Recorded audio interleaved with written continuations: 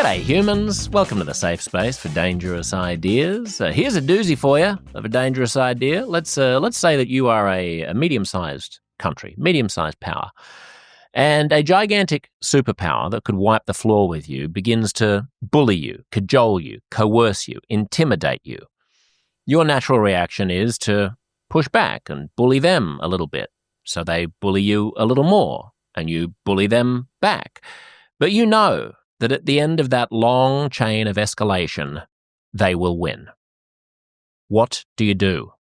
How do you stand up for yourself at the same time as making it clear that you're not going to be pushed around?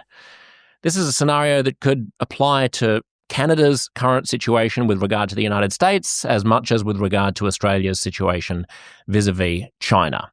Last Friday, a Virgin Australia pilot was flying the heavily trafficked route between Australia and New Zealand and noticed some flashes in the water underneath him. And he called it in and began to divert away from what seemed to be live firing taking place in the seas between Australia and New Zealand. Several flights had to divert because of these mid-air warnings over what turned out to be massive Chinese warships, at least one of them was a massive Chinese warship, accompanied by others, conducting live fire training sessions directly underneath one of the busiest flight paths between Australia and New Zealand. This is the first time that the Chinese have ever sent naval assets this far south down the Australian coast. It's the first time they've conducted live fire exercises so close to Australia, inside our exclusive economic zone. And it has a lot of Australians scratching our heads. Why would you send warships 13,000 kilometres from your home base immediately off the coast of the largest city in Australia into a busy flight corridor that links the only two Western democracies in the region to shoot at things just off the coastline? Imagine if China sent warships just off the coast of Florida to conduct live training exercises that forced flights between Miami and New York City to divert. There would be hell to pay, because America can make hell to pay, and Australia can't. So what do you do? In a world of Ukraine, of Putin, of Trump, and threats against Canada, I wanted to sit down with somebody who studies this for a living, who understands geopolitical strategy, and who can help us to understand what the 21st century might look like and how we should be behaving regarding the United States, its allies, and the rise of China. Sam Roggeveen is just the man. He's an Australian foreign policy analyst. He's the director of the Lowy Institute's International Security Program, and he previously worked in intelligence for the Australian government.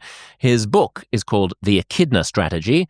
That's about how Australia should develop an independent security strategy. I hope you enjoy it as much as I did. The one and only Sam Roggeveen. I like all the material. I like the fleshy humanness of listening to the conversation. Once you're taking all that out, you might as well just read a transcript. That's right. Exactly. Yes. And if you've ever read a transcript of a podcast, it's not good. Yeah. It's gobbledygook. Yeah. So your origin story, I'm just going to imagine you as being like a James Bond-esque super spy. Might not be that glamorous in the Australian intelligence services, but you tell me. Definitely not. I hate to let you down, but no. So the word spy is typically attached to people who are undercover and go overseas and extract information from foreign officials. I didn't do that. That is a profession, and I dealt with some of those people, but I never did that. Can we call you a spook? Yeah, I guess so. So look, there are various categories of intelligence, right? There is spying, which in the trade is known as human intelligence. There's also SIGINT, signals intelligence. That's where you listen in on people's phone calls and on their electronic transmissions. There's also IMINT, which is imagery intelligence, and that's satellite photos. And now in more recent years, a separate category has been created, and it's now hugely important, OSINT, open source intelligence, getting much bigger for obvious reasons, right? Because of the explosion of information that's taking over our whole world. Open source intelligence meaning you sift through the deluge of information that's on the web? Or? Right, that's not protected, that's not secret. Yeah. Right. And so there are groups of people whose job it is to sift through all that stuff. Those are people called all-source analysts. And that's what I did. That was my job. I was an all-source analyst. So I sat at a job, I read this fire hose of material that came my way, and I tried to make sense of it for the government. So I write reports for ministers. And what's the top of the funnel Minister. at the fire hose? How does that get collected? What is the difference between my order on Uber Eats as a piece of public information, assuming that it is, I don't know if it is, and something that could be relevant? Well, the main thing that all source analysts look at is classified sources. So the open source stuff tends to come last. Traditionally, that's something that needs to change, and the culture is changing. How is that different though from signals intelligence then, if it's classified? How is what different? How is the analysis of classified information different from signals intelligence? Well, so signals intelligence alone is known as raw intelligence. So you might get a transcript of a telephone call that you listen into. Right. So the job of the all-source analyst is to read that transcript and say, well, what does this mean? What was that minister who we were listening into, or that army general who we were listening into? Talking to some counterpart, what do they mean when they say X, Y, and Z? How do I interpret this for the government? And by the way, what are all these other sources telling me? Do they accord with what I just read about this phone transcript, or are they contradictory? What does it all mean? And most of those sources derived from our own assets, or are they shared from other allies? So it's shared among the Five Eyes. So that's a huge asset that Australia has. That's part of the Five Eyes intelligence community, along with the United States, Canada, the UK, and New Zealand. Obviously, the United States is the biggest contributor of raw intelligence to that, but all 5 countries participate, and all of them in their various patches contribute intelligence to the feed and share. And is that feed a thing that actually exists in cyberspace, in the sense that everything goes into it and you can just take out what you want, or do you need to submit a request for a specific thing from one of the Five Eyes members in order to get your eyes on it? Well, my experience is pretty old, but I don't think it's changed that much. There's basically an internet, a web that's shared amongst them. Not everything gets shared. Some stuff is sensitive that only gets shared to 1 or 2 of the partners. Sometimes it's kept within one country, Australian eyes only, for instance. Yeah, and when you're poring over something that, suppose that there's a transcript of a phone conversation that a minister for a foreign government had, with someone else, would it be fair to say that senior cabinet level ministers in most of the major countries are being spied on constantly by all of us? I don't think it's fair to say that they were all being spied on, but they're certainly all assuming that they're being spied on. I mean, it's a hard thing to do. It's a constant battle between offense and defense. It's also worth saying that actually the value of all this intelligence is pretty limited. So the phone call, the salacious kind of stuff that you might imagine, that can be useful in the short term. Actually, Bob Carr, former Australian foreign minister, had a great term for this. He called it espionage erotica. But it has its uses. You've got the mistress talking to the Japanese cabinet minister or something, right? Yeah.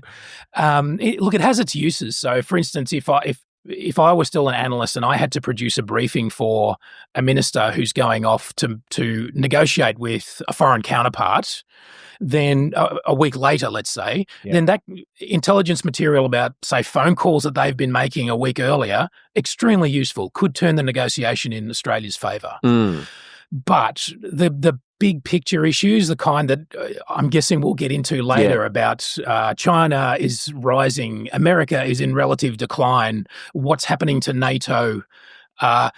My long experience in the intelligence community tells me that secret intelligence has only a marginal difference to the kind of conclusions that you draw. So for those people listening who spend their time just looking at, the unclassified world, the open source world, don't assume that you're at a huge disadvantage. And is that largely because there are a few possible explanations for that occur to me. One would be that in general, countries sort of make clear what their strategy is anyway, so there isn't a huge amount of behind-the-scenes conniving that you could glean from secret conversations that you can't glean from their outward actions and their policy pronouncements and their behaviour anyway. The other would be that even if there is a big difference between what they say they want to do and what they actually want to do, the kinds of conversations that they would be having would be had in person and in hyper-secure manners that we can't get access to. Yeah, I think that's all correct, but I'd add one other factor, which is that the countries involved probably don't know themselves. So there's a classic, somewhat more terrifying than either of the other two options. Maybe, but we're talking about trying to understand the world in 5 years' time or 10 years' time. There's an American political scientist named Philip Tetlock who wrote a really groundbreaking book on this several years ago called Expert Political Judgment. And he followed political experts of various kinds around for literally decades at a time. And he would come back to them year after year and ask them to make predictions about their field of expertise. And to sort of crudely abridge that mammoth piece of research, what he found was that political experts are no better at making predictions about their area of expertise than a chimpanzee throwing a data report. I mean, prediction is incredibly difficult when you're talking about 5 and 10-year trends. Now, you can apply certain analytical techniques to improve your chances of success, and intelligence agencies increasingly do that. But beyond 5 years, the rates of return on those kind of techniques and the rates of success, it becomes pretty low. It's amazing, isn't it? Yeah. I mean, just it says something about our psychology and our need for certainty and for predictability and for security that this is true across so many different spheres that, meteorology beyond about 5 days is a coin toss. Managed funds and financial experts rarely outperform the market. Yeah.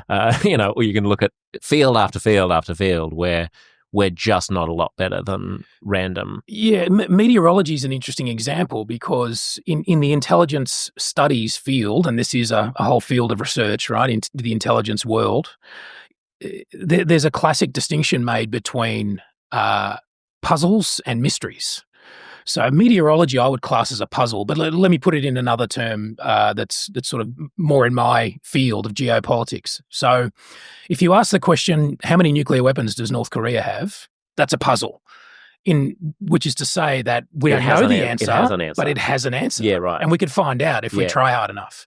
But if you ask the question, what does North Korea intend to do with its nuclear weapons? That's not a puzzle. That's a mystery. I see. The answer's not out there. Yeah. So intelligence agencies tend to focus on puzzles. Right. But the big issues, the things that ultimately matter most to us as a nation and as a world, those are mysteries. At the risk of going on a total tangent, do you have feelings about whether or not artificial intelligence is going to get any good at solving mysteries? And I only say that because you've worked with sophisticated computers that are trying to crunch a lot of information and sort what information is relevant from what information isn't. And I frequently think about computational power, just grunt force power, increasing at the exponential rate that it is, right? Such that you're getting artifacts such as ChatGPT that can communicate with us in ways that seem indistinguishable from sentience, sort of, right? Even just using grunt power, such that questions like the one that you posed as a puzzle, how many nuclear warheads does North Korea have? A question like how many raindrops were falling from the sky on the day of JFK's assassination, right, is a much harder puzzle, but is still a puzzle, right? It actually has a genuine answer. Will computational grunt power only ever get us to that class of question, or is it also going to open up fields of understanding that we can't yet predict on the mysteries of geopolitics? Well, I'll confess at the start that I'm only beginning the process of trying to understand what the implications of artificial intelligence for our world. My preliminary answer would be to say that it won't help. It ultimately, well, I would say that it can help reduce the rate of failure. But I'm reluctant to go much further than Given that. that the rate of failure is currently chimpanzees throwing things at a dartboard, I'll take what I can get. Yeah. Okay, let's talk about China then, unless you want to finish that thought. Please. No, please. No, okay, let's get on to terra firma here. So they've just come further south towards Australia, the Chinese Navy, than ever before. They're conducting live fire exercises, and patrolling essentially within Australia's exclusive economic zone and, disrupting our flight paths between Australia and New Zealand. The government's answer to this is to say, don't worry about it. No Australian lives were ever under threat. They weren't shooting at anybody. I think the average punter's sense is that that's the wrong question. The correct question is like, what the fuck are you doing, China? Yeah. Well, let's first ground this in a little bit of context about what exactly the Chinese have done in these live fire exercises. It's tempting to imagine the worst. After all, the Chinese have sent a destroyer, a frigate, and a replenishment ship. And the destroyer is known as the Type 55 class, which is the most advanced of its kind in their navy and one of the most advanced ships to operate in any navy. So this is their best kit that they're sending to us. And combined with the frigate that they've sent, it has somewhere in the order of 200 missiles of various kinds on board, right? It's not using any of those missiles in these drills, in these live fire exercises. So when you hear the word live fire, you're tempted to imagine the worst, but really what they're doing is floating some targets on at sea, just off where the ships are, and they're aiming their guns at it, and they're deflating the target with their guns. That's essentially what they're doing. So the guns on board these ships are the lowest, the smallest class of weapons they have on board, the least powerful thing. Yes, right. So this still is powerful enough that a pilot at 34,000 feet can see flares on the surface of the ocean and would absolutely ruin their day and the passengers on board if it were to hit them. So yes, not to mention the fact that all of those missiles can easily take out Sydney and Melbourne from where that ship is located, were they to choose to press that button. No, that's not the case. Those missiles can't reach Sydney from the Tasman Sea? It's not clear at the moment, even if those ships are carrying missiles that can attack land targets at all.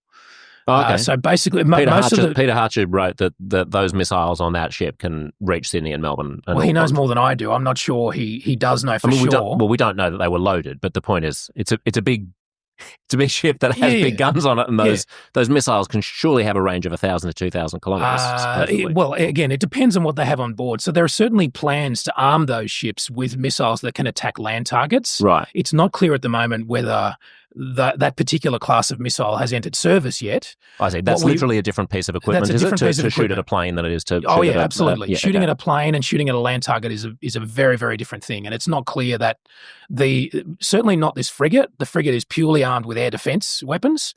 The destroyer may be armed with land attack weapons, but mostly it would carry weapons to shoot down aircraft and to sink ships. Okay. Right. Got it. Yeah. I mean, I think Hartcher's point was simply, it's certainly a curious provocation to sail 13,000 kilometres away from your home base in order to sit directly off the coast using a piece of equipment that may or may not be, fitted precisely for the purpose of, but nonetheless clearly has the capacity to spontaneously take out one of your cities or do significant damage to it, and not to announce that to the Australian government, and apparently not to get a message to the Australian Defence Force that you're about to do that. I mean, isn't it just a way of saying, we can do this, and if we were doing something different than an innocent exercise, then we would be doing that as well, and there'd be nothing you could do about it. Yeah, well, keep in mind that last part that you said about the Chinese not informing Australia about it, that's contested. The Chinese contest that. Right. So we should just put a caveat on that. It's worth going back to the first part of your question about destroying Melbourne or Sydney. Mm-hmm. Let's assume for the moment that Peter Hartcher is right, and they were armed with missiles that could attack land targets. I just want to clarify, I'm not claiming that Peter Hartcher claimed that they were armed with missiles that could do that. Okay. He was saying that this is obviously a demonstration because that vessel is one whose missiles would be capable of a range of 1,000 to 2,000 kilometres. Understood. So let's assume they were land attack weapons. Those weapons could not destroy Melbourne or Sydney. No. They would not be nuclear armed. No. They could hit targets. Yes, fair enough. And those were my words. I wouldn't want to be in a skyscraper in Sydney while I was under attack from a Chinese destroyer. But yes, indeed. You're right. It doesn't mean curtains to the 5 million people. No, indeed. Yeah. So anyway, to get back to the main question, which is what on earth were they doing? Yeah. What were they trying to do? So there is a temptation here, and it's reasonable, and I don't want to resist it altogether, but a temptation to constantly read subtext and to forget the text. But as Freud said, sometimes a cigar is just a cigar. So we should look at the text first. And the text here is that they are training. They are practicing with new weapons that they have, but they're not terribly experienced at operating at long range. So from the Southern Fleet headquarters in China to off the coast of Sydney is well over 7,000 kilometres. That's a long way for any navy to operate. The Americans can do it. There are a handful of other advanced navies that can do it. China has shown more capability to do this. They now have they actually have a base in Djibouti on the west coast of, on the east coast of Africa. And they frequently deploy on anti-piracy patrols off the east coast of Africa. So they have some experience with this, but certainly not with this new class of ship. And they just need to do it more because they've got this equipment now. They need to know how to do this. So I think first and foremost, this is training. This is an activity that navies do to train their crews and to make themselves capable of using the equipment that they have got. So that's not to discount the subtext because, I mean, obviously it's 7,000 kilometres, but they could have gone in a different direction, right? Well, exactly. I mean, that just doesn't pass the bullshit test to me, to read the test. Like a cigar, sometimes a cigar is just a cigar. When a cigar is being violently masturbated with, then it is not just a cigar, right? And in this case, they are violently masturbating right in front of Australia and New Zealand. I mean, get a compass or a protractor and draw the 13,000 kilometre radius from wherever those boats are stationed, whatever Chinese port that is. There's a lot of places they could be doing that exercise that are not directly underneath one of the most trafficked flight routes between the only two Western liberal democracies in the Asia Pacific. Right. First of all, I immediately regret invoking Freud. Welcome to Uncomfortable Conversations, Sam. But you're absolutely right about the broader points. So they are making a statement. So I think that one temptation that we ought to avoid a little bit is to view this purely through Australian eyes. In my experience, China's much more centred on America than it is on Australia.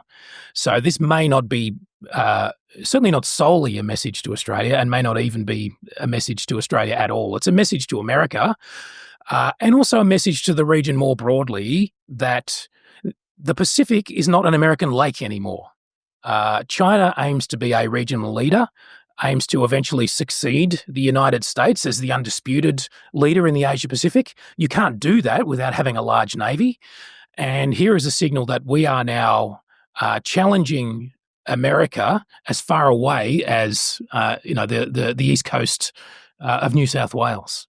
Imagine if instead of coming here, if their focus is really America, if they'd gone to the Gulf of Mexico and perched in international waters somewhere between Puerto Rico and the United States, if such a thing exists. I don't know how close those things are, but between Venezuela and the United States, for example. What do you think the Trump administration would have done? I think it would have caused a huge scandal, and there would have been major political and diplomatic repercussions for China. There would have been shows of force by the United States in East Asia. So it's a great point. They prefer to do this in a secondary, slightly standoffish way than a direct way. Would that kind of response from the United States be wise? Well, it would certainly. It seems to me impossible for the United States to do anything less that would be consistent with its own self-image, if you like. So the United States doesn't like being challenged so directly, and they would feel the need to respond in that way. Why shouldn't we not like being challenged so directly? Because we're smaller, and we don't have the capabilities to respond in the way that the Americans would. Well, we don't have the capabilities to go to war with China the way that the Americans would, but we presumably have the capabilities to respond the way the Americans would if what we're talking about is a symbolic show of force by sending one of our naval vessels up near China and doing a similar thing. Yeah. So strategists talk a lot about escalation. And when a smaller power thinks about the kind of response that you're talking about, it needs to think beyond the immediate step of responding and think 2 or 3 steps ahead. Okay, so if we do that, if we respond in kind and send our ships north and maybe even conduct, live fire exercises Between Taiwan and the mainland, for to example. disrupt air traffic coming into China. Well, then what does China do next? And the Chinese, in that kind of scenario, have what strategists call escalation dominance. They can always step up, and we can't. At a certain point, we have to stop. Yes, I see. Yeah. So then what is the correct posture? So the correct posture, the argument that I've been making, is what I call foreign policy stoicism. So this is the idea, really, that for a middle power up against a great power, escalating a dispute rarely pays off, but you can win, or if maybe a better way to say it, you can not lose if you never escalate but never give in. So actually, the Chinese have been 3 years ago launched a series of economic coercive measures against Australia. And just explain what those were. So there were various tariffs placed on Australian exports, everything from coal, wine, barley was another one. And these were huge tariffs. They weren't 10 or 20% even. They were sometimes 40% or something, weren't they? Basically enough to force Australia out of those markets and force the companies involved to seek new markets overseas. And at the time, and it still remains the case, China was the number one buyer of Australian produce. The main thing it bought was iron ore, I think. There was like a massive tariff put on, and 40% of Australian exports went to China. So we were basically all in, and it had major repercussions on the Australian economy. Well, depends on your definition of major. So on export sectors, let's say. On those specific export sectors, certainly. Iron ore trade continued, and other exports continued as well. But the interesting thing about that whole episode is that, first of all, the Australian economy, by all accounts, by the economists that I work with who've studied this, responded brilliantly, which is to say our exporters found new markets immediately or very soon. So there was some pain, there were some losses in those specific markets. But in terms of Australia's economy broadly, it was a rounding error. It never really hurt us too much. So that was a testament to our economic resilience and our economic openness that allowed Australia to find new markets for its export goods. On the political level, I'd say the most significant fact about that whole episode was that no Australian government, whether that was the previous Morrison government, which was right of centre, and then the left of centre Labor government, neither of them ever proposed retaliating against China. There was one politician, there was one exception, that was Matt Canavan at the time, a Nationals politician, who said, we need to put tariffs on iron ore to punish China for doing this to us. He's a bit of a right-wing populist figure in Australia. Indeed. No one else took this seriously. Instead, basically the policy that the approach that we took was to wait it out, a stoical approach. Okay, we're going to have to absorb some pain here. We won't retaliate, but at the same time, we will not give in. So Australia never made any serious concessions in this period. And eventually, the Chinese, I think, concluded that this isn't working. And now that a new government's been elected, which happened a couple of years ago, we can try a new approach. Right. So relationships have warmed since then. And just to give some people some background, there is suspicion, and you can correct me on what the truth is here, because you probably know it better than I do, that the tariffs were introduced in the first place by China for political, not economic reasons. And this may have had to do with COVID and a certain amount of bombast that the Australian government was swaggering around with in the early days of COVID, saying that we need to launch a full-scale investigation of the origins of the virus. There was a bit of sort of populist posturing by the then Prime Minister Scott Morrison, which went down very poorly in China. And there's some suspicion that the tariffs were a retaliation for that. New government comes in, the tariffs go away. What were the concessions and so forth that China wanted to extract from Australia that Australia did not yield to? Well, there was a famous document handed over to Australian journalists by the Chinese embassy called the 14 Points, which included some pretty, draconian requests. Some frame them as demands of Australia, which even included,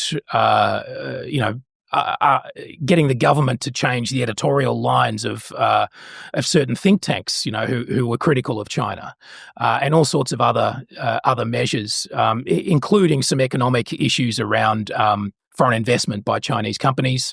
Australia had also banned Huawei from bidding on our 5G project, which had gone down very badly. So there were demands of that kind. Australia didn't give in on any of those substantive points. My frustration in recent times has been, why haven't we used that methodology, that thinking in our defence policy? Adopt a stoical posture in our defence policy as well. Instead, what we've done is, ever since AUKUS was announced in 2021, and we can, remind listeners about what AUKUS is. It's a very big deal in Australia. We have adopted an approach where we essentially take the fight to China. We're buying 8 nuclear-powered submarines that are designed to sail off the Chinese coast and even put missiles onto the Chinese landmass.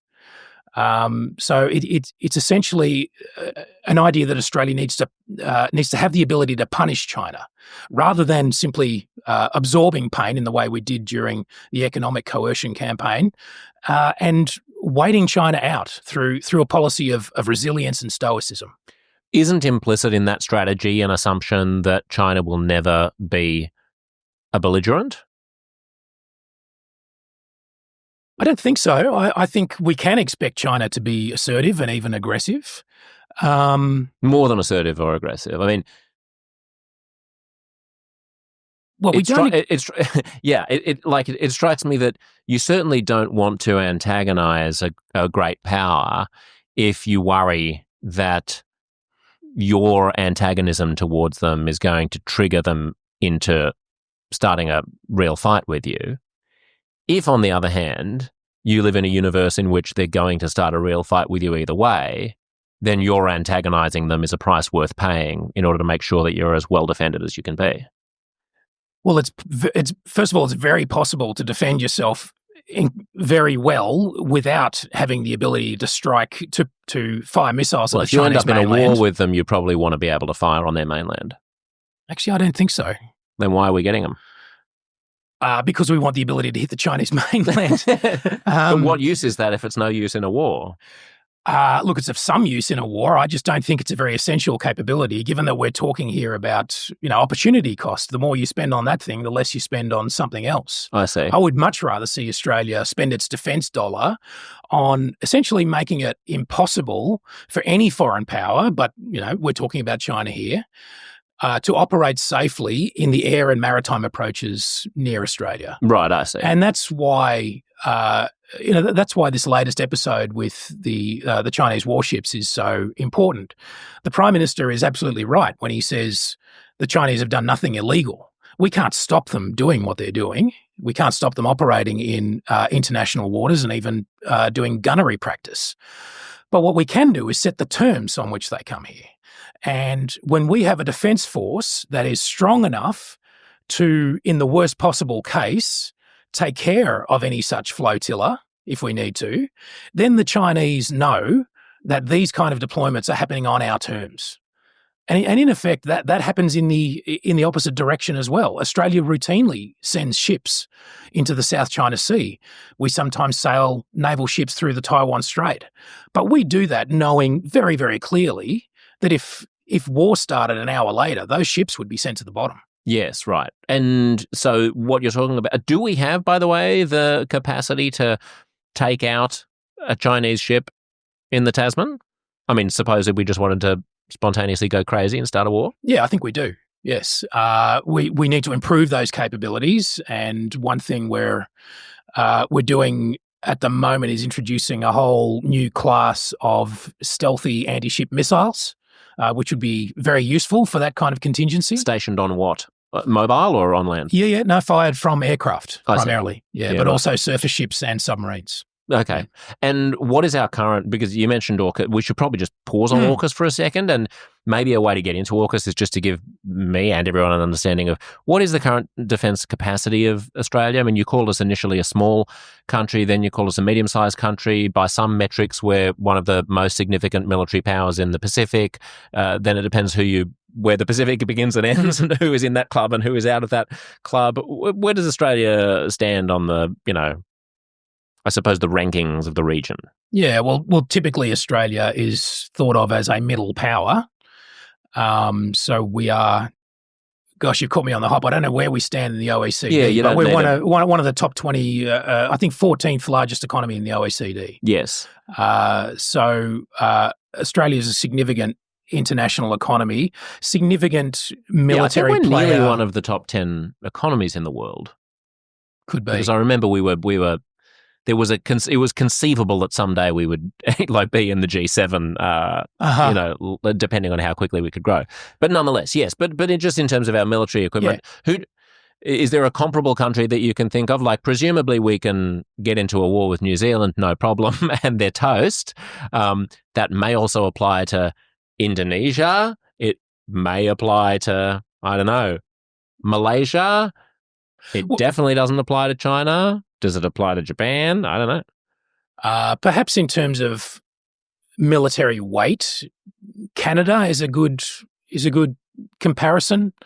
One of the middle-sized European countries would be another one. We spend roughly the same as they do in terms of defence GDP. Right. In our region, we are, other than Singapore, we are far and away the most capable and sophisticated military in the Pacific and in Southeast Asia. Got it. Yeah. Okay, right. So that puts only Singapore is comparable. That's interesting. Yeah. I didn't realise that Singapore invested so heavily. Singapore invests very, very heavily. The problem is they have no strategic depth, which is to say it's a tiny place. And so it's very, very, very difficult to defend, you know, barely long enough to for the airfields to take for your expensive aircraft to take off from. So let's just go to AUKUS then. So the Australia, United Kingdom, United States, hence AUKUS, AUKUS, was a deal that was signed by the last centre-right government of Australia to do what exactly? September 2021. It was then Scott Morrison, the Australian Prime Minister, Boris Johnson was the British Prime Minister, and Joe Biden was the President. They all stood in front of cameras in their own capitals and said that there was now a trilateral agreement that would, supply Australia with 8 nuclear-powered attack submarines. Stress nuclear power, not nuclear-armed. We currently don't have nuclear-powered submarines? No, we have diesel-powered or conventionally powered submarines. And there was a deal on the table for us to buy a whole new fleet of diesel-powered French submarines. Correct. We were going to buy 12 submarines and we betrayed the French and cancelled that at the last minute. We cancelled the program. You know, contracts have cancellation clauses. This one was particularly generous to the French. So, you know, they were very loud after that and made a lot of complaints. But, you know, Crimea River, they did very well out of that. That's fair enough. I think the criticism there was that there was a sense that the Australian government could have been somewhat more delicate in informing them about what was happening instead of them finding out on the grapevine. Yeah, fine. A minor sin, if you ask me, but I don't have a lot of sympathy for the French in that regard. So AUKUS is an agreement, as I said, firstly to supply Australia with 8 nuclear-powered submarines, and that really is the bulk of AUKUS. But there's a second part of AUKUS called Pillar 2, which is all about three-way technology sharing on everything from AI, drone warfare. There are so many other categories that I'm forgetting, but all sorts of hypersonics, other kinds of exotic military technologies. And that Pillar 2 is essentially, the first phase of it at least, is an attempt to put together what you might call a free trade agreement between those 3 countries. Typically, free trade agreements exclude military stuff because it's so sensitive. This is a free trade agreement that is all about military kit, advanced military kit. Does it include non-military stuff? No, it's purely military. Yep. And so there's talk of completely breaking down the bureaucratic barriers between those 3 countries so they can cooperate freely. And particularly in America, those barriers are very high. Yes, it's extremely hard to sell any defense-related equipment outside of the United States for obvious reasons, because they're paranoid about it falling into the hands of an adversary. So this would take away all of that red tape and basically just trust that Australia is good on its word and isn't going to share it with the Chinese or something. Yes, that's right. Yeah, exactly. And was there a phase 3? No, that's it. Just those 2 phases. Those 2 phases. Yeah. Well, actually, it's worth mentioning a third. It's not usually referred to as a separate part of the project, but or a separate phase, but it's worth mentioning. It's actually really important, which is that Australia, as part of AUKUS, has agreed to build what in the acronym crazy world of defence is called SURF West, Submarine Rotational Force West. We are building facilities at HMAS Sterling in Western Australia, just near Perth, so that up to 4 American nuclear-powered submarines can be stationed there. Not permanently, but what they call rotated. So it's essentially a base. Right. It's a American naval base just near Perth, off the west coast of Australia. Got it. Sorry, did you want to finish that thought? Well, separately, it's somewhat outside AUKUS. It's never branded as an AUKUS initiative, but there's also a deal for Australia to modernise an airbase in the Northern Territory, just south of Darwin, which will house American bombers, strategic bombers.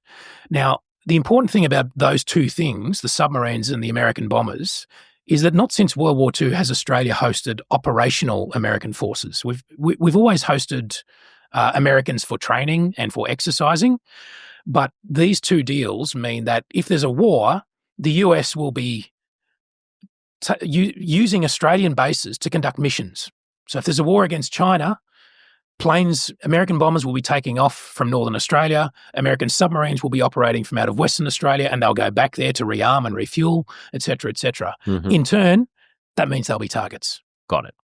So the selling point, let's talk about the upsides and downsides, because this then gets us into the whole conversation about the United States and China and the future of global peace and security. So the upsides for Australia are pretty obvious for AUKUS. We can talk about the downsides in a second. We get a bunch of shiny submarines that are more sophisticated than we would have been able to design ourselves or get from elsewhere. And we weave ourselves more closely into an inescapable alliance with the United States that means that any future US administrations who may be isolationist and who may not come to the defense of Australia if we get into our own trouble that does not otherwise involve the United States will be inescapably pulled into defending Australia, because all of a sudden it would constitute an attack on their own assets, not just those of an ally. The benefit for the United States is they get these bases. They don't have to rely on Guam to station their things at, right? They suddenly have a presence in the South Pacific they wouldn't otherwise have. Benefits for the UK, what are they going to have? Money.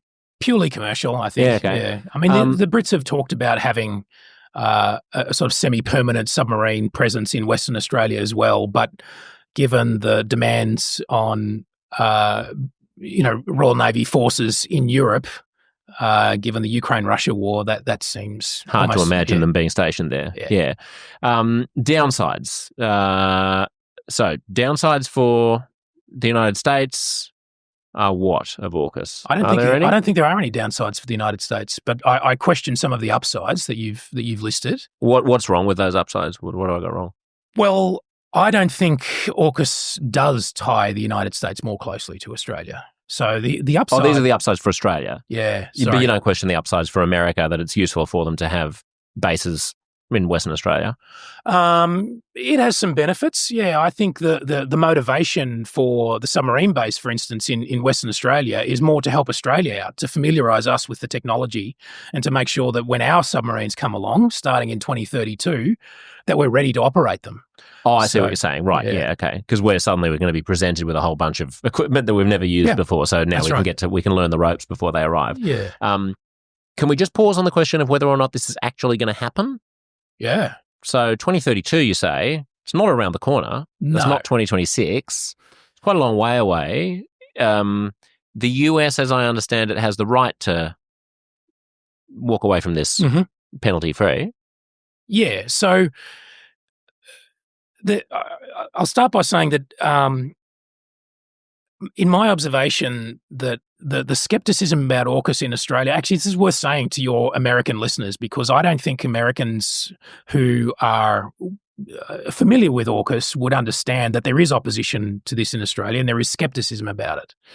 And the skepticism comes in two forms. There are the strategic skeptics and there are the practical skeptics. Are you both? I'm both, yeah, but there's not total overlap between those two. The strategic skeptics are the people that say this is a bad idea for Australian defence policy and Australian defence strategy, and we should be doing... Yeah, just shelve that for a moment, because that's the big conversation. Sure. Let's just talk about the practical ones quickly. The pragmatic skeptics are the people that say, yeah, Australia should get nuclear-powered submarines. That's a great idea. But this project that you've devised, it's never going to happen. Right. Now, that first group, the strategic skeptics, I would say we're a minority in the Australian debate.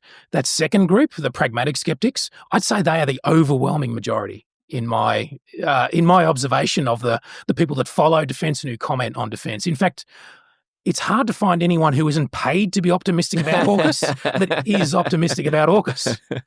So how do the wheel deep skepticism? Just stick on the pragmatism for a second before we get to strategic questions. How do the wheels fall off this thing if they do? Oh, God, so many ways. I mean, Australia has never done anything of comparable complexity before. We have barely any nuclear expertise. The kind of regulatory and technical knowledge and infrastructure that's required in Australia is just vast. The sheer number of sailors required to operate these vessels is huge. That will present a barrier to Australia. Don't we just transfer them over from whatever they're currently working on? Nuclear submarines are completely different. Okay. Yeah, I mean, they can be retrained, of course, but nuclear is a whole long discipline. Enough. It's 2032, where you can recruit and train a lot of people in 7 years. That's true, but look for 30-odd years now, we've been mostly a sub 4% unemployment national economy. The Defence Force has always had trouble, has rarely met its recruitment targets.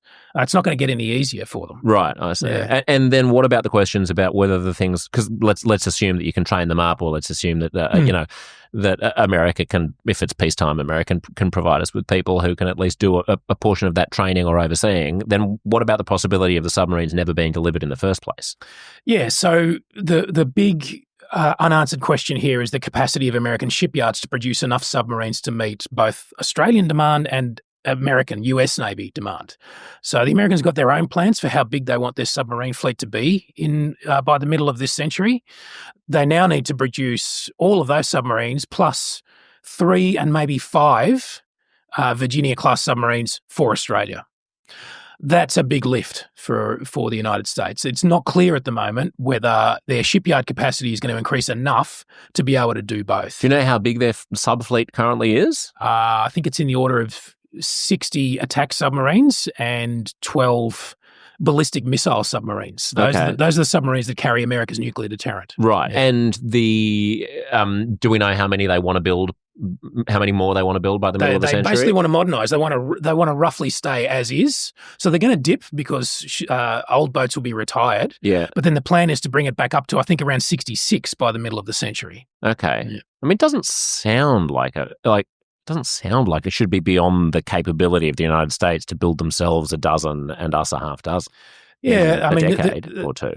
You would think so, but when you consider the fact that they've also got to build a new class of ballistic missile submarines because their current ones are timing out, so they need to replace those. The current shipyard capacity, there are, I think, only 2 shipyards in the United States that build submarines. So in order to build up capacity there, build up the workforce is going to require a lot more investment. And in fact, Australia has contributed financially to that investment. Okay. So bottom line is they've got a lot of shit going on, and all it would take would be for the Trump administration to wake up one morning and go, you know what, instead of having a dozen ballistic missiles with our nuclear deterrent, we should have a dozen and a half, and that wipes out Australia's entire allocation. Yeah, something like that. It's important to stress that the final decision on transferring the first Virginia-class nuclear-powered submarine won't come during the Trump administration. It'll come in the successor administration, whoever that is. However, a lot of smaller decisions have to be made. That'll in the be lead the up Donald to Trump Jr. administration. The Vance or the Ivanka administration. President Ivanka. Yeah. However, a lot of smaller decisions have to be made in the lead up to that. It's not a one-off decision. What are the shipyards building is the question. I mean, are they currently building our Virginia-class submarines, or are they working on something else that they've got a backlog of that that the Obama administration commissioned? Well, they're certainly devoted to submarines, but the big question, of course, is who for? Is it for the US or for us? And are our nuclear-powered Virginia-class submarines the identical submarines to those 60-odd that the US is cycling through? Yeah, in fact, the first one, and I think maybe even the second one, will actually be second-hand submarines. They will be boats that are in American service now and are going to be refurbished before they're transferred to Australia. So as the Americans wipe the dog shit off the bottom of their shoe, they flick it our way for a little while until then we can get rid of it after it's no good. Good to know. So the strategic controversy, essentially. Is sorry, what? Josh. Sorry. One important point I wanted to make, even though that I was leading up to, where I said that it won't be the Trump administration making this judgment, but there'll be lots of smaller decisions leading up to that Trump will have to make. And I think one real danger point for AUKUS, for Australia, is if Trump has to make a decision. Let's imagine it's put to him in the following terms. Mr. President, you need to sign this bit of paper in order to allow for the later transfer, sale of our 1, 2, 3, maybe up to 5 submarines to Australia. And if you agree to this, then the United States Navy will have 1, 2, 3, or maybe 5 fewer submarines. If the deal is presented to Trump in those terms, I find it very hard to imagine that he would agree to it.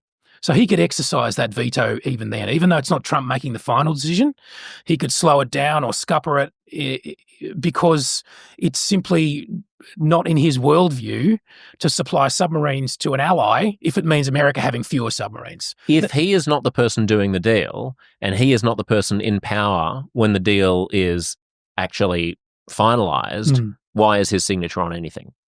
Well, his signature will be on all sorts of preliminary, could be on all sorts of preliminary documents. So, 1,001 things need to happen before a submarine, nuclear-powered submarine, can be transferred to Australia. And most of those decisions will be made well before 2032. They're already being made now. But hopefully most of them are made without the office of the president even being aware of it. You would think so. You would think so.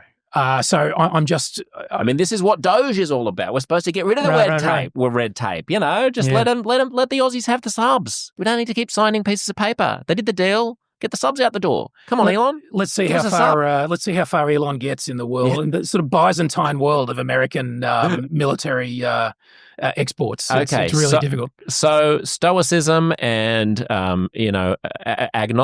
of geopolitical agnosticism versus belligerence, poking the bear, not poking the bear. The concerns about AUKUS sort of bring us to bigger strategic questions about what medium-sized countries ought to do in an uncertain global environment. What's your worry? My worry is that we're depending ever more closely on an unreliable ally. And I base that worry not only on the first 4 weeks of the Trump administration, although that certainly helps to sharpen the dilemma a little bit, but I base that really on 30 plus years of evidence since the end of the Cold War, which is roughly when we can date China's emergence as an economic and military power. Its military modernization, the one that they're still going through and is, it's still growing, the PLA, the People's Liberation Army, but most analysts date the beginning of that modernization to the early 1990s when the Chinese witnessed the incredible feat of American arms in the first Gulf War when they pushed the Iraqis out of Kuwait. And they saw a revolution in warfare. And they said to themselves, oh, my God, we are not prepared for this. They had a Stalinist-style, army-heavy military. They were not modernized at all. Lots of beautifully synchronized troops all marching in lockstep. All of that. And they just weren't ready for 21st century warfare. So they have modernized at a rapid clip, at a speed and at a scale probably goes beyond even what the Soviet Union did after the Second World War. Again, let me just pause, but hold that thought. In the same way that I asked you to put Australia's military capacity into context of like neighbours, and we got a good sense of that by saying that it has equal status as the most formidable military in Southeast Asia. How does China's military capacity, particularly naval, compare to America's? Well, China already has a bigger navy than the United States, which is to say more ships. America has a bigger navy in terms of tonnage. So American ships are mostly bigger, and that gap is still fairly wide in terms of tonnage. Is that because they're aircraft carriers who all sit around flying planes off them? Yes, that's right. Whereas the Chinese Navy is still, although it's increasingly ocean-going, what they call a blue water fleet, it does have a huge number of small coastal vessels that are essentially defensive ships to protect and monitor the Chinese coastline. Well, they say they're defensive, but don't they also use those to basically extend the edge of China's maritime boundary ever further into international waters. Oh, there's that, certainly in the South China Sea. I thought you were going to say Taiwan. I mean, it's only exactly less than 200 kilometres, right? Yeah, right. So yes, that's certainly relevant there. But what I was getting onto is that in that 30-year period of modernisation, which has been incredibly dramatic, if you examine carefully what America's military presence in Asia looked like at the beginning of that modernisation process in 1991, and what it looks like today, it's actually not that different. The sheer number of troops, American troops in Asia, is roughly the same as it was then. It still has one aircraft carrier based in Japan. It has slightly more submarines based in Asia than it used to. Still, 4 fighter wings based in Korea, roughly the same number of ships based in Hawaii. So the response of the United States has essentially been to stand pat. It hasn't drawn down its forces in Asia, but it hasn't increased them in the face of, potentially the greatest modernisation of any military since the Second World War. I'll just chime in and say there is, of course, an opportunity cost to deploying assets to the Pacific theatre when you're also dealing with a period during which there was enormous strife in the Middle East that they had to focus on, right? I mean, this is 9/11 happened 25 years ago. There was Afghanistan, there was Iraq. They did have their eye on another ball. Of course, a lot of that was self-harm as well. Sure, absolutely. But I mean, it's not, you work with the assets you've got, not the assets you'd wish you had. And maybe if you were a fairy godmother sprinkling pixie dust, they would have expanded. I mean, they kept talking about it. They kept talking about expanding their the pivot to Asia. I mean, they started talking about this in the late 2000s. Every US president has talked about it. And ever since Trump, China has been formally designated as America's peer competitor and as an adversary in strategic terms. And yet the basic, military posture in Asia hasn't changed. Even 2011, Obama came to Australia and announced the pivot, what he called the pivot, or the rebalance as it later became called, which meant war on terrorism, okay, that continues on in the background, but we see how the world economy and the strategic the strategic balance is shifting towards Asia. Therefore, America needs to shift as well. Mm-hmm. What happened after Obama's announcement? Really, not very much. The big trade deal that Obama tried to push. Founded called the Trans-Pacific Partnership, right. But that became a hot potato during the Hillary Clinton campaign. Indeed. There was a protectionist wave, and that didn't really go anywhere. Yeah. A few minor wins, like a quadrilateral relationship between India and Japan and Australia and the United States that people keep talking up. But yes, I think the other thing that's worth mentioning is, well, as we were talking about US presidents. Even though in all of these sort of modern presidencies, George W. Bush and after, they've all talked about China in these terms as a major challenge to American leadership, none of them ever talk about that in America or to Americans. So a comparable example would be 1947. President Truman stands before the joint session of Congress and a live radio audience around the United States and announces the containment doctrine. Announces basically that the United States is now dedicating itself post-Second World War to opposing Soviet power around the world. This is going to be America's new mission. Well, China is already way bigger than the Soviet Union ever was. No comparable statement like that has ever come from a US president. When American presidents talk about Asia, they tend to do that when they're in Asia. No, well, doesn't Trump bang on about China constantly? He did during his first election campain. He talks about China as viral clips of him. China. Yes, that's right. He talks about China as an economic competitor, and he's obsessed with bilateral trade balances. But he is not at all interested in the strategic balance between China and the United States. I mean, he's talked in really alarming terms. If you're Taiwanese about the fate of Taiwan, he's generally very skeptical of alliances. He thinks America's allies are basically exploiting American taxpayers and getting their defense on the cheap from America.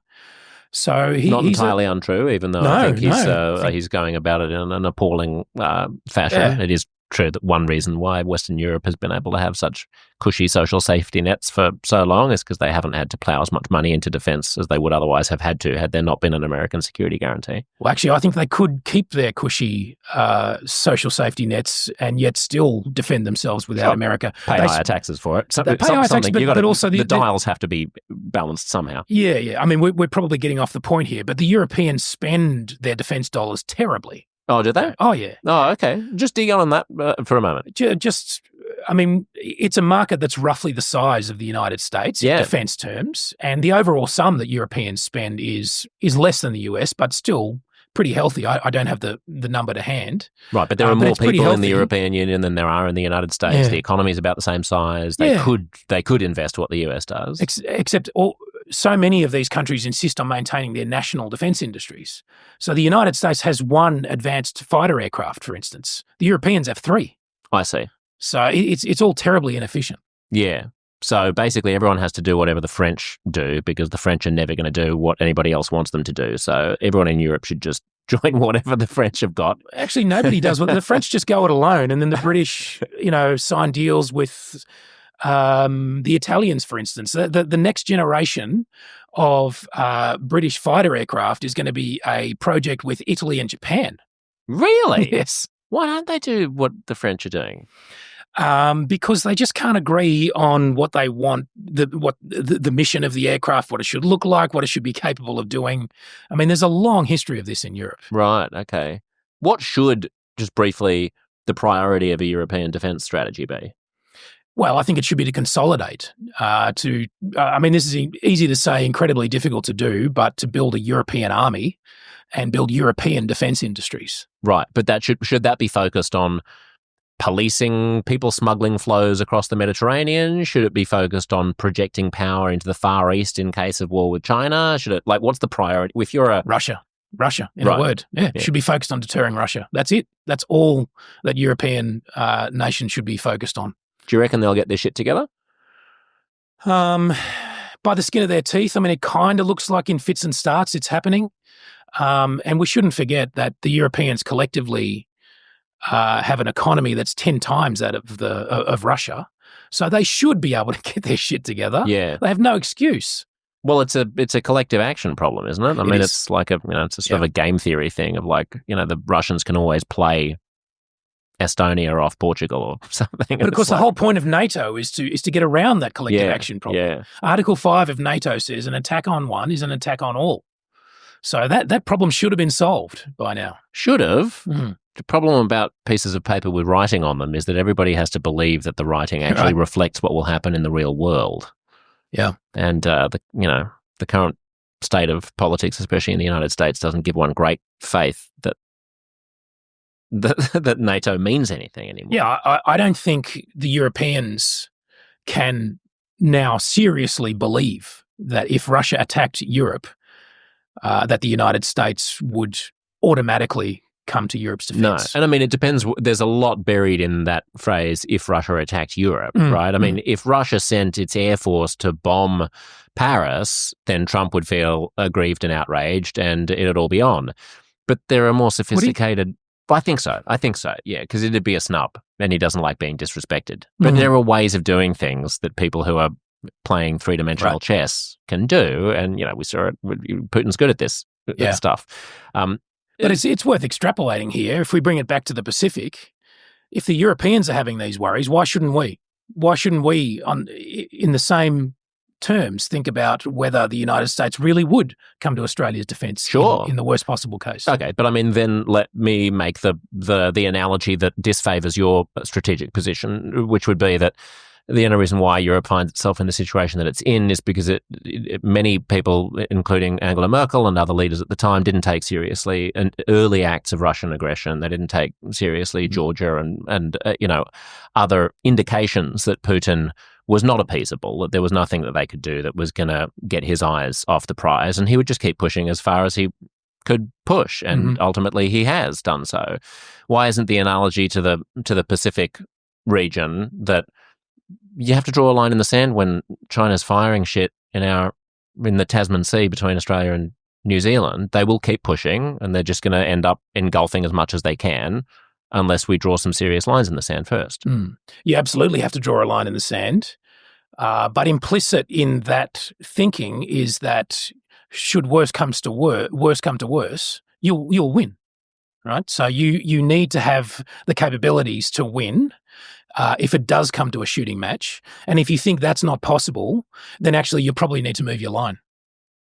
Right. I mean, are the Europeans convinced that they would win in any meaningful sense in a battle with Russia? I mean, what does winning look like when there's a nuclear exchange? Isn't the point, even if there's no prospect of winning, we're not just going to get steamrolled? I mean, I think that's a continuum, and I think not being steamrolled is actually a way to deter an enemy, to stop them from attacking you in the first place. In fact, that's the kind of strategy I would advocate for Australia. I wrote a book called The Echidna Strategy, and for the American listeners, an echidna is a spiky anteater, an Australian native animal. Like a porcupine. Yeah, like a porcupine.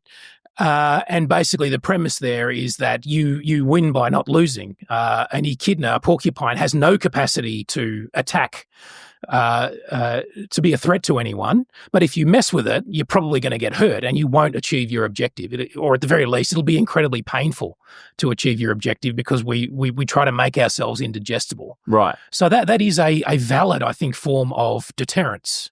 Look, I mean, do you want to finish that? No, please. Well, one way in which Australia is indigestible is it is literally geographically indigestible, right? It has, all of the population centres are many thousands of kilometres away from the most obvious access point to Australia, which is its northern coast, which is incredibly inhospitable, very hot and full of either, implacable desert or marshlands and rainforests full of crocodiles. So it's literally, if you were working in an AI video game and you were designing a country to be hard to invade, you could do worse than Australia. Maybe you'd put Sydney right in the middle, but we're pretty well set geographically.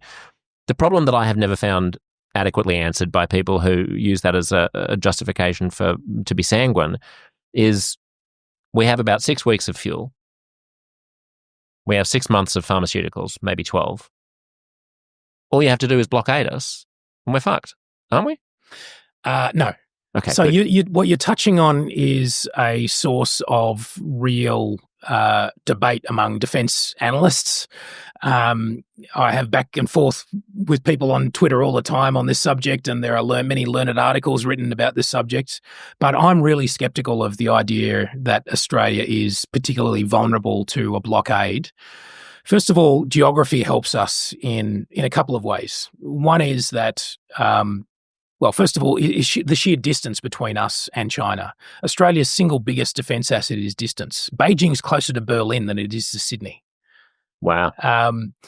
So that protects us because the further away you are, the harder it is to project military power against a foreign country. Right, but there's only so many ways you can get to the bottom corner of the Asia Pacific. In other words, in terms of the way that we can get stuff from abroad. Yeah. So they don't have to, well, you tell me, I assume they don't have to be able to be stationed between Australia and Antarctica in order to nonetheless successfully make it really difficult for us to get diesel. Yeah, so they'd want to be stationed pretty much outside every major port in Australia, so every major capital city. In order to fully blockade Australia, stop imports coming in and exports going out, you'd need to blockade every port, or you'd probably want to blockade every port.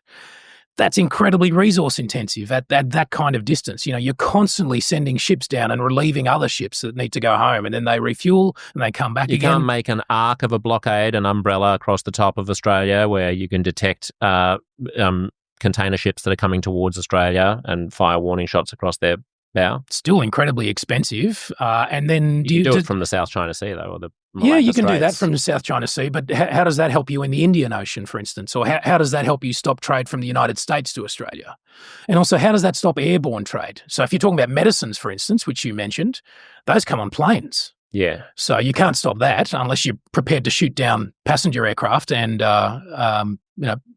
trade aircraft, which is quite an escalation. That's essentially a declaration of war if you're doing that. Yeah, we're sort of talking about wartime scenarios, aren't we? I mean, so fair enough. If you're engaged in a hot war with the United States, you probably don't have enough ships to be able to encircle the northeast and northwest and northern coasts of Australia in order to prevent all the ships from. I mean, you'd basically have to put a ring from New Zealand up to Singapore and around to, the Indian Ocean between India and Western Australia. I don't want to be totally dismissive of the argument, though, because I think there is a case for building Australian onshore resilience so that we can meet the kind of threats that you're talking about. So, for instance, I think you alluded to this. Australia has very little oil refining capacity, and we don't have much oil storage on Australian soil. So we could do better there, but actually I'll go you one better than improving our oil storage. Let's electrify the entire transport fleet as quickly as possible. Of course. And we have abundant, not just fossil fuels, but sunshine and, hydro and wind. I mean, it's like we have energy coming out the wazoo. It's crazy that we're in this predicament, but it doesn't mean that it's not a predicament that we've gotten ourselves into. Indeed. Okay, so let's assume that a blockade is, implausible, but that we should, I take it that you would support a policy of aggressively strengthening our local capacity on a whole range of different fronts. I mean, if only because, COVID showed us just how quickly supply chains can get disrupted and how disorienting it is to walk into a supermarket and there's no spaghetti, and there's no nappies, and that's in a situation in which everybody is willing to trade if they can, but it's just that things have been disrupted too much. If everybody was suddenly intentionally trying to be punitive, or not everybody, if our number one trading partner was intentionally trying to be punitive and make it more difficult for Australia to get things, things could get pretty dark for a while, one would imagine. First of all, I absolutely agree that it's necessary and urgent for Australia to improve its ability to withstand those kind of campaigns. But I also wouldn't overestimate how effective those kind of campaigns would be. You say that it would get pretty dark, and we all remember the toilet paper examples from COVID and so on. We got through it okay, didn't we? In the end, and the historical examples. Australia didn't get through it okay by being self-reliant on Australia. Everyone got through it because all countries, China included, were scrambling to try to figure out how to get everything back on track. If you had one gigantic, implacable opponent, it's not a foregone conclusion that you'd get through it as quickly. No, but what I would say is that I think that the COVID episode adds to the evidence that we've seen throughout the 20th century through various wars when foreign nations tried to impose blockades. And when there were wartime shortages in the UK, for instance, the link between that and making a government change its mind about something is very difficult to establish. So, creating shortages, creating privation in a society, and then using that to force a government to give in. Right. That's very difficult to establish, right? Historically, there's not a lot of evidence that it works on that level. If anything, it often goes the other way. Exactly. It makes people dig in and say, that's the whole sort of we'll meet again spirit in the UK during the Blitz, It actually brought them together, and it increased support for the wartime government. Yes. Okay, so just tie in the strategic questions about AUKUS here then as well. The basic question being, let's try not to paint too large a target on our back and make ourselves an inevitable participant in any conflagration between China and the United States. Is that the argument? That's certainly part of it. I mean, the dark joke that I've heard go around about AUKUS is that AUKUS is designed to solve the security problems created by AUKUS. So when we put American bases on Australian soil, bombers in Northern Australia, submarines in Western Australia, we make ourselves a target. If those bases are not there, it seems to me, very difficult to imagine the circumstances in which China would ever attack Australia. Now, really? Yeah. Well, you tell me. What? Give me a plausible scenario. Oh, China tries to take Taiwan and the US decides that that's not going to happen, and an international coalition joins the United States, of which Australia is a part. Yes. No, indeed. But so again, we're talking about a US-related scenario, independent of the US, of the alliance. No, but I think that's a cheeky dodge, because the reality is that I think nobody is so naive that they're saying that AUKUS is necessary because even in a universe in which the United States didn't exist, China would still be a hostile adversary. I think the most generous claim to the pro-AUKUS person would be something along the lines of, I think China's noticed what side we're on. I don't think we can just pretend that because we don't have, this base or that base in Australia, this US base that is, that the Chinese are going to go, oh, I guess they're just like us. They might, they're friendly. Yeah. We're Western, we're liberal, we're majority white. They know the game. China's onto us. We're gonna be involved. The reality of Australia's participation in World War I and World War II and the Korean War and the Vietnam War and the Gulf War and the Iraq War and the Afghanistan War and the fight against ISIS, there is no other country in the planet, including Canada and the United Kingdom, who have been as consistently at America's side as the United States. We know this. The US knows this. China knows this. Everybody knows this. If there's a hot war between China and the United States, we're in it. If we're going to be in it, let's be fucking in it. There's the argument for AUKUS. Because, trying to have a bob each way and kind of, dance across the lily pads and dodge the raindrops is not going to get us anywhere. I agree with most of that. I would note that there's a lively debate in Australia, mostly conducted privately and even among politicians, about, well, would we really participate in a war over Taiwan? Because it is different. It's not a war of choice in the way that putting troops in Afghanistan was. This would be potentially the biggest war since World War II, and maybe a lot larger if it involved nuclear weapons. And then, of course, it would be that with or without our involvement. That's true, but it would be framed at the time as a war of freedom and liberation, much like Ukraine. We don't have any skin in the game in Ukraine either, but we're still participating because we're standing up for a principle. Yeah. But where we began in this part of the conversation was about whether Australia would be a target. And I can't imagine, even with Australia sending tanks to Ukraine, for instance, that we're a military target for Russia. I see what you're saying. So you're saying that we could participate in a multilateral action to liberate Taiwan without necessarily the homeland being a target. Exactly. Yeah. So the reason to make the homeland a target is if China feels it needs to neutralize the bases from which attacks are happening. Right. And indeed may feel more at liberty to neutralize those bases than any other base, because they're the least strategically important to the United States and would be regarded as the most acceptable loss probably to a US administration in actual fact than to something on the US soil, or maybe even in Japan or Korea. Of course, we should note one exception to this is that Australia, since the 1950s, has had American communications facilities on Australian soil. But this is at the Pine Gap facility. And Northwest Cape, which is a submarine communications facility in Western Australia. I tend to think those would be sacrosanct. They would not be attacked by China even in a war, because those facilities form an important part of America's nuclear command and control network. So hitting those bases would effectively be a signal that China intends to start a nuclear war. And that's probably a signal they wouldn't wish to send. Right. Well, is there a universe in which China takes out the AUKUS assets, the submarine base in Western Australia and so on, and we shrug and pull an echidna and go, well, okay, that's that? No, I don't think so. I think, well, as I think you said, in for a penny, in for a pound. Once we're in AUKUS, once we have the American bases on our soil, then yes, we would be all in with the United States on such a military campaign.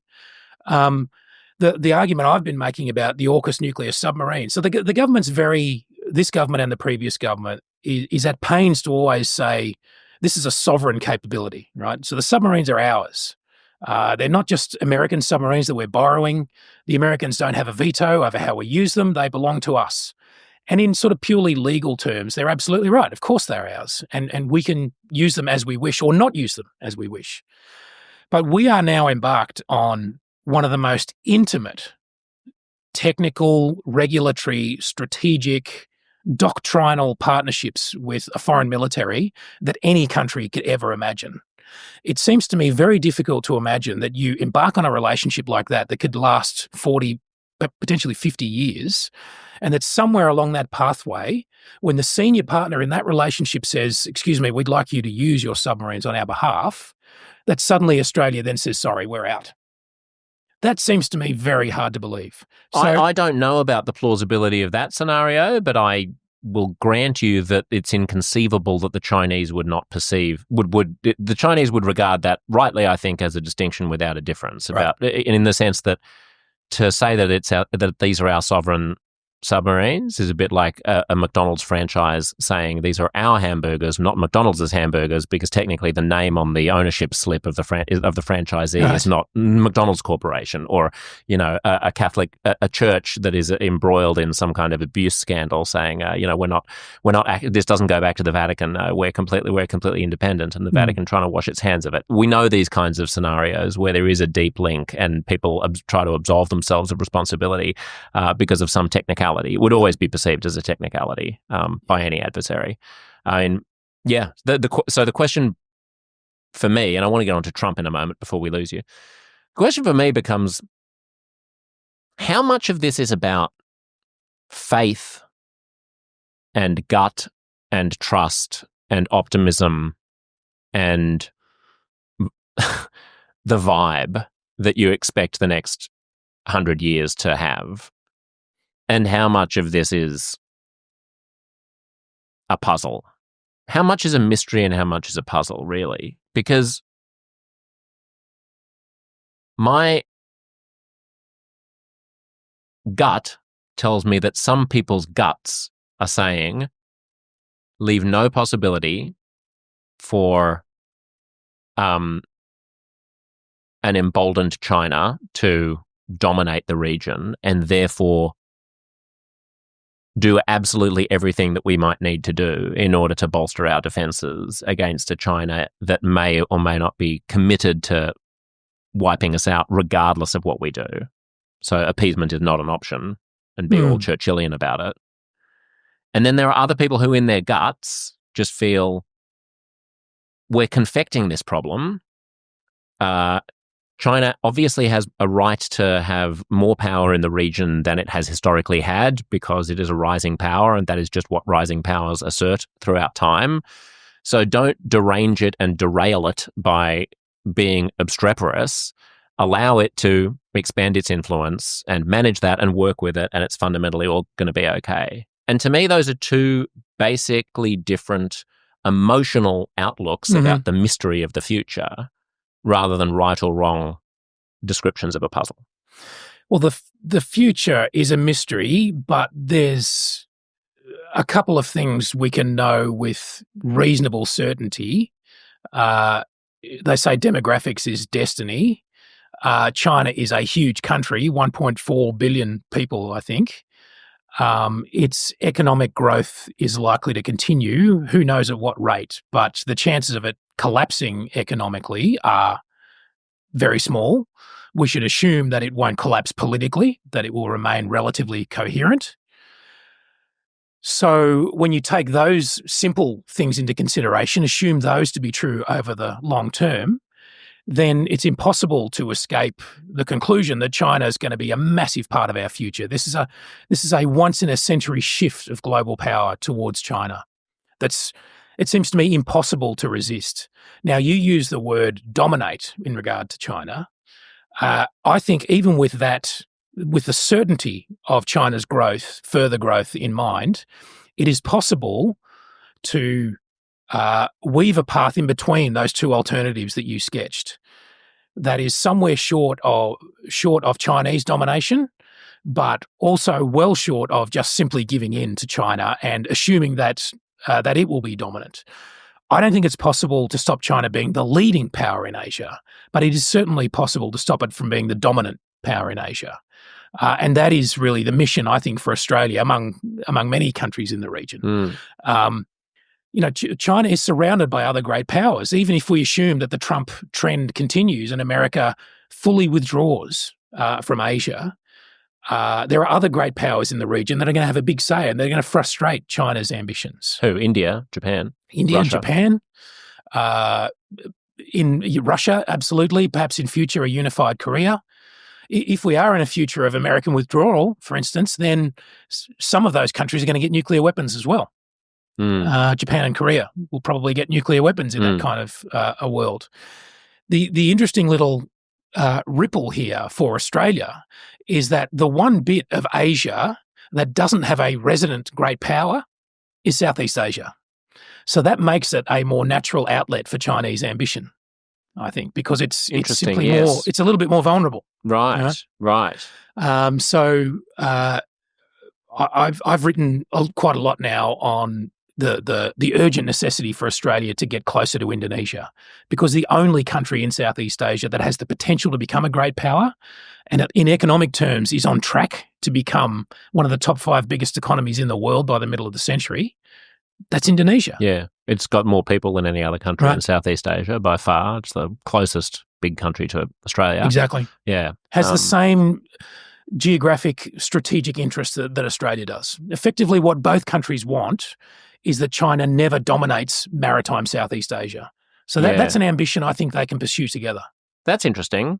So would you have, if you were an Australian diplomat, if you were foreign minister or something, what would you do? I'm just thinking about stitching together, say, Indonesia, the Philippines. Maybe you include some South Pacific countries or maybe you don't, but some kind of almost Australian-led ASEAN counterweight to Chinese influence in the region? What would you do? Well, it can't be Australian-led. It could be Australian-initiated, but given the trajectory that Indonesia's on, it has to be Indonesia-led because they're going to be bigger. And this is a mindset shift that Australians need to make and get used to. Indonesia is going to be a great power, and we are going to have a great power on our doorstep. And we've never had that before. That's a really important change. And it's worth, just as an aside, it's worth saying that as difficult as the China challenge is at the moment, it's very far away, and that helps us a great deal. Australia has never had a great power on its doorstep, and if Indonesia was both wealthy and hostile to Australia, that would be a far worse security outcome for us than what we now face with regard to China. Certainly, yeah, interesting. I mean, it's a long way from being wealthy enough to build its own military that can rival ours, isn't it? It doesn't so much lack wealth. I mean, they only spend about 1% of GDP on defence. If they doubled that to, what is a sort of Western or OECD average of around 2%, that would be utterly transformative for Indonesia. Right. But what's really needed in Indonesia, economic growth's pretty steady 5%, so that's good. But what's lacking in Indonesia is state capacity. It's more than just defence, but it's the entire state apparatus in Indonesia is weak. It can't tax properly. It can't educate properly. It's quite a difficult place just geographically to rule, isn't it? It's an archipelago of thousands of islands. Yeah, so indeed. It's tricky to manage. That's fascinating. You also wrote recently about what Donald Trump's posture towards Canada and his remarks about Canada sort of tell us about American isolationism and and the world order. What are you gleaning from it? Well, it's interesting, actually. Just this morning, I read that he's made similar tariff threats now against the EU. He says that the EU was founded as an anti-American economic bloc, or words to that effect. Look, really, it was about steel tariffs between France and Germany, wasn't it, in the 1970s? It was that, but actually, just to bring us back to an earlier topic, the EU, or the European Coal and Steel Community, as it was known at the beginning, was created so that France and Germany would never go to war again. Yeah. And it's worked. It's worked spectacularly well in that regard. And so for that reason alone, it's worth preserving. Yeah. Look, on Trump and Canada, what I reflected on in my article is just how extraordinary it is that an American president could make the kind of threats that he did against such a familiar country as Canada. Like, to Australians, it's the closest analogous country, Western Commonwealth, a post-colonial society, English-speaking, an American ally. Absolutely. I mean, a federation of different states and provinces, a largely inhospitable geography with its population clustered along one central strip. In our case, it's the coast. In their case, it's the border. Absolutely. I mean, so similar. In so many ways, they're just like us. And here was Trump making making really incredibly powerful threats against Canada. So powerful, in fact, that I would recommend to the listeners, go and read the statement that Prime Minister Trudeau made after Trump's announcement. It'll take you less than 5 minutes to read. Tell me that doesn't sound like a wartime address. Do you mean the one from the initial announcement? The initial before announcement the of reversal tariffs. of Exactly. Yeah. I watched that actually. He says that it does in French and English as well, back and forth. And absolutely, it's like he's talking about all the times that the Canadians have helped Americans, and it's extraordinary. And the darkly ironic part of that address was that he invokes shared wartime sacrifice in exactly the same way that Australian prime ministers routinely do. So even afterwards, we had a meeting between Australian and American defence ministers in Washington, and Kevin Rudd sent out a tweet, who's now our ambassador, used to be our prime minister, now our ambassador in Washington. He sent out a tweet with exactly that kind of language about, Australia and America together for 100 years, in every war, shared sacrifice, etc., etc. We've heard this, it's so familiar, that language. But when you hear it put into the mouth of a prime minister of a fellow, Commonwealth country who's just been economically assaulted by that same partner, I mean, that kind of language takes on remarkably, it sort of darkly ironic tones. I understand it struck me really deeply. Yeah, I mean, I understand that the Australian Prime Minister met by phone with President Trump last week. Is that right, or did I misread that? Oh, I'm not aware. Okay. I was just wondering whether or not you had any instinct about whether or not Australia has I think it was about tariffs. It may have been at a foreign minister level, but I thought it was between the leaders, about whether or not Australia is enough of a small target to be able to dodge the ire of the Trump administration. And, Canada looms large because Canada's right there, and it has a border, and Trump's obsessed with fentanyl and, whatever. But is there a way of playing the game such that we get exempted? Yeah, you're right. There was a phone call a couple of weeks ago in regard to steel and aluminium tariffs. Right, yeah. And the message afterwards to the public was that Australia was well positioned to get an exemption. Yeah. And that's because we have a trade deficit with the United States rather than a surplus. So, that puts us in the good books. Right, I see. As far as Trump is concerned. He's obsessed with he's bilateral got a trade. mental abacus, doesn't he? He's like, it's like a 5-year-old. It's mercantilism. It's like just this idea of how, you have to balance the books. Yeah. So look, adroit and energetic diplomacy could take us a long way towards getting out of the line of fire here. But, just stand back and think about the position we're now in, that we even have to contemplate this kind of thing. So the Trump administration will either be seen by historians as a blip in history, or it will be seen as the beginning of an era of sort of quasi-anti-democratic, populist, strongmen-y type people, and maybe the beginning of the end of the era that had prevailed for 80 years since the end of the Second World War, and maybe the next 100 years will look, unrecognizable. We just don't know yet. You wrote a book in which of which the subtitle alludes to hollow politics. The book's called Our Very Own Brexit. What are you saying? What are you reading in the tea leaves, and what is a hollow politics? Well, a hollow politics is a reference to the slow, steady process since the Second World War of, in all Western democracies, of politics slowly disengaging from the public. So of the political class pulling away from the public. And the most obvious sign of this is the fact that major centre-left and centre-right political parties in all Western democracies simultaneously have gone into decline, both in terms of their vote share, but also in terms of their membership. And at the same time, all sorts of political associations in Western democracies have gone into decline.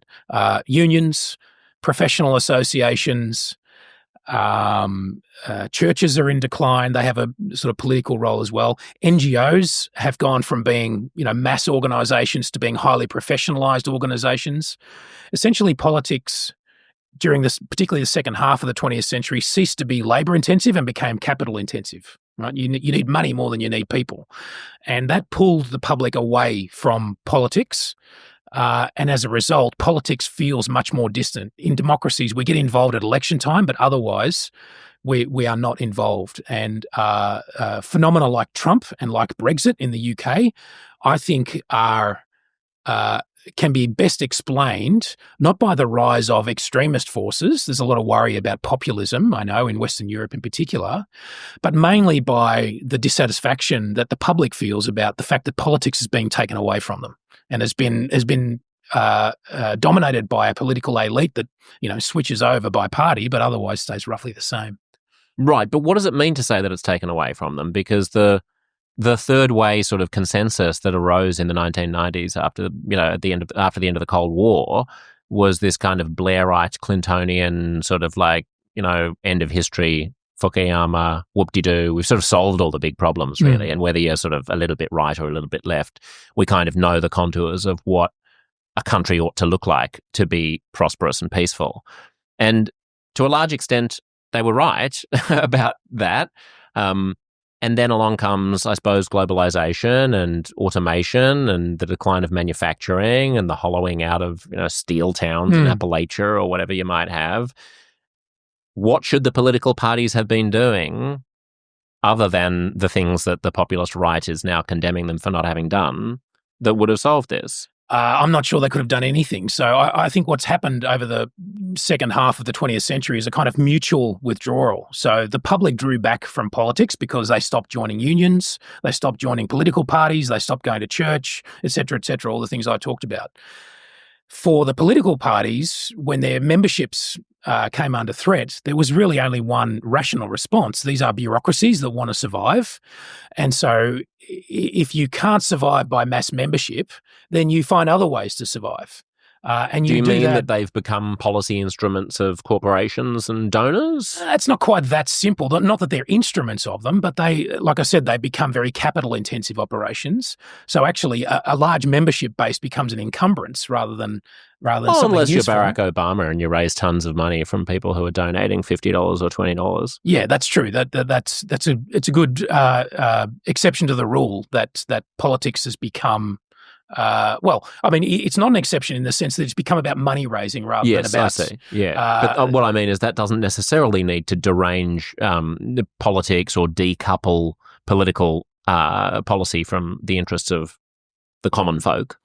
Well, I guess you'd have to ask Trump voters about that. They would certainly argue that the direction of American politics in since the era of globalization and of deindustrialization, whether that has furthered their interests. Clearly, they feel it hasn't. Yeah. Look, I think the larger point here is that whole agenda, that neoliberal agenda, has in many ways been pursued without ever asking the permission of the public. So the major parties in all of these Western democracies basically agree with the general direction to move in, and that neoliberal economic policies and so on work very well, and they do work. They have worked very well in Australia. But they stopped asking us if it was okay to do that. And so the way I interpret Brexit, for instance, is that the Labor and the Tory parties were, in rough terms, basically agreed that the slow, steady process of integration with Europe was the right course to go on. But they never asked the public. And then there was this internal dispute within the Tory party about European integration, which David Cameron essentially said, well, I can't solve this. We'll need to put it to the public. And when the public was finally asked, well, what do you think about integrating into Europe? They said, no, we withdraw our consent.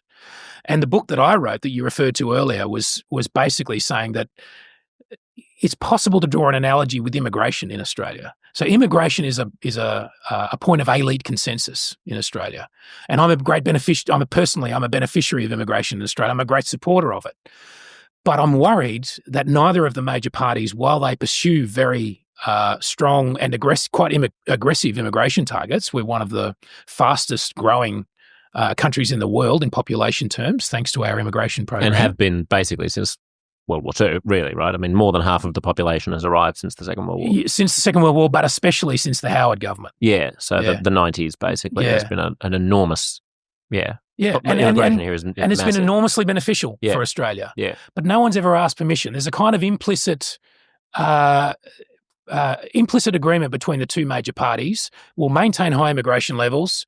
We just won't talk about it. And the one notable occasion when that rule was broken was think it was in 2007 when Kevin Rudd was the new Prime Minister at that point, and he went on television and he said, "I support a big Australia," and there was hell to pay. No one knew exactly what he meant. Was he talking about 50 million or 100 million Australians? And it kind of reinforced the lesson that, okay, let's keep this immigration program going because economically there's really no substitute for it. We have to do this to maintain our growth and to improve our productivity. We don't have to. We could be poorer and smaller. Yeah, we can choose to be poorer, but sure. But if both major vibrant, parties. then yes. Yeah. I thought you were going to say that the first time that you got glimpses of the dam breaking was in the 1990s when Pauline Hanson came around. Because for me, and at least in my lifetime, that was the first time I noticed there being a national conversation about racism. Now, it was a clumsy and xenophobic conversation, but nonetheless, it was a moment when that elite consensus was openly questioned, and you saw that there was 10% of the population who just weren't on board with this at all. Yeah, well, I think the lesson that John Howard, who was opposition leader at the time and later became, one of our longest-serving prime ministers, the lesson that he learned was that you don't flirt with that kind of politics, because he made some pretty incendiary comments in that period. No, that was in the 1980s, of course, that he made some pretty incendiary comments about Asian migration, and he got his fingers burnt. Okay, that predates my awareness, but my vague recollection of his reaction to Hanson, who was this right-wing populist anti-immigrant politician who was just a shopkeeper who went into politics, was that he essentially co-opted her policies, really, and just pushed the Conservative Party to be more, at least rhetorically, bombastic in its approach to immigration. I mean, and yet at the same time pursued a very aggressive immigration policy. I want to stress here, I wouldn't want anyone to come away thinking that I believe Australians have a deep-seated fear or hostility or concern about high immigration levels. Overwhelmingly, the evidence suggests that Australians are in favour of immigration. We are one of the most successful multicultural nations in the world, the most successful. We are better than any other country in the world at integrating new immigrants into our society. It is Australia's superpower. We do it better than anyone. What I'm concerned about is the failure of the political class to ask permission of the public to conduct that immigration program. And the public might, if they're ever asked, might withdraw permission simply in a fit of pique that they were never asked, not because they hate immigration, not because they're xenophobic, but because there is now such a gap between the political class and the public that they want to just poke them in the eye. Sounds like you're saying we need to have more uncomfortable conversations about things that are currently taboo. Look, I think that just to add one final button to that immigration point, I think one of the reasons why support for immigration has remained so robust in Australia, hopefully, is that we have had something of a Faustian pact with ourselves about how brutally we're going to deal with illegal immigration.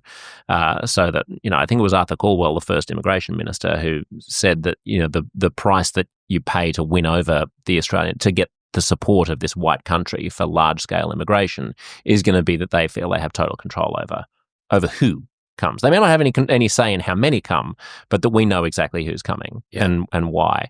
And so you can allow teenagers to rot in Nauru and sew their lips together, and that's the price that you pay for us having 500,000 people come in a single year. And if you follow the immigration debate in the UK and in the US, I think you can read a similar subtext. It's about the ability to control the borders. Yeah, interesting.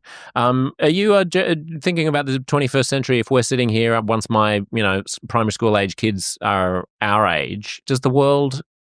Do we get over this? Like, do we restabilize? In historical terms, we're not particularly unstable. Are you referring to the geopolitics of the world? It feels like we've got a tremor. It feels like there's a tremor, and I don't know if it's going to turn into an earthquake or if it's just going to stabilize. Yeah, I mean the skill here is to not give in to the parochialism of the present, as it's sometimes called.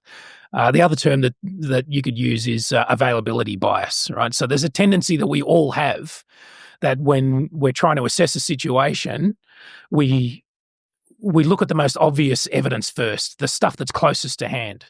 So if you'd ask someone now, is the world in turmoil? Well, where does their mind turn? It turns to the Trump administration. It turns to the war in Ukraine. It turns to threats of tariffs against Canada, for instance. Chinese warships off the coast of Sydney. And then you turn your mind back to the questioner and you say, well, hell yes, the world is in turmoil. But in comparison to 6 months ago. Right. Yeah. But if you not in comparison to 1944. Exactly. Yes, that's the point I'm trying to make. Yeah. So, I mean, I try to apply what I'd call the time machine test here. So imagine a time machine standing in the corner of your room and it can only take you back. Can't take you forward, only back. How many of us would get in the time machine and go back any time at all? Maybe to the 1980s, but any time before that, like especially if you're a woman, if you're black, if you're Asian in Australia, would you go back anytime? No, life's never been better. And certainly if you couldn't dictate what year you were going to go to. Right. You know, if you just have to get in and you just take your chances. Yeah. Yeah. Louis C.K. had that great bit where he said, I could press the button and go to any time. And as soon as I open the door on the time machine, there's someone there saying, please, sir, your table's waiting for you. Exactly. But he's a white man. As a white, straight man. Yeah, exactly. That's right. Lovely to talk to you. Thanks so much for enlightening us. Thanks for coming by. Thanks, Josh.